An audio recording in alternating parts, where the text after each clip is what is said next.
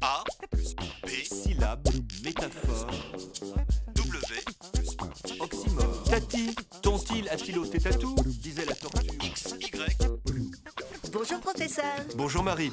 J'ai ici une question que nous avons reçue sur notre appli mobile. Voici son contenu.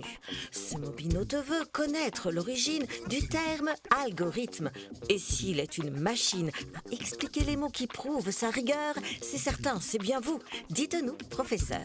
Chère Marie, le mot algorithme désignait au Moyen-Âge le calcul en chiffres, ce qu'on appelle aujourd'hui l'arithmétique.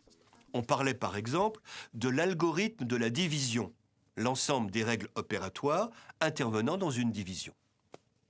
Le mot provient de l'ancien espagnol algoritmo, issu du nom du grand mathématicien arabe du IXe siècle, Al-Khwarizmi, qui introduisit l'algèbre dans l'Europe médiévale.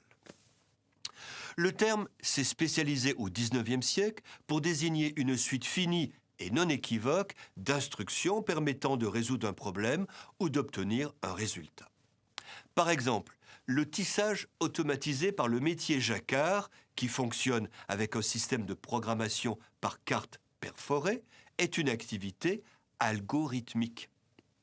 Le mot a connu une importante diffusion à partir des années 1980 avec l'informatique, notamment la gestion des données, et l'économie, surtout les modèles de prise de risque financier.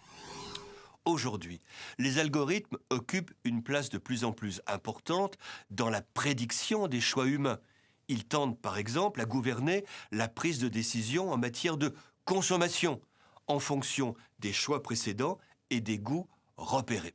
C'est pourquoi les algorithmes font aujourd'hui l'objet de méfiance et de critiques. Ils sont utilisés non plus seulement pour classer des données, mais pour prédire des comportements, induire des décisions, inspirer des options. On peut craindre qu'ils ne restreignent par là même le libre arbitre. Ne laissons pas, chère Marie, les machines penser à notre place. A plus B, Syllabe, métaphore,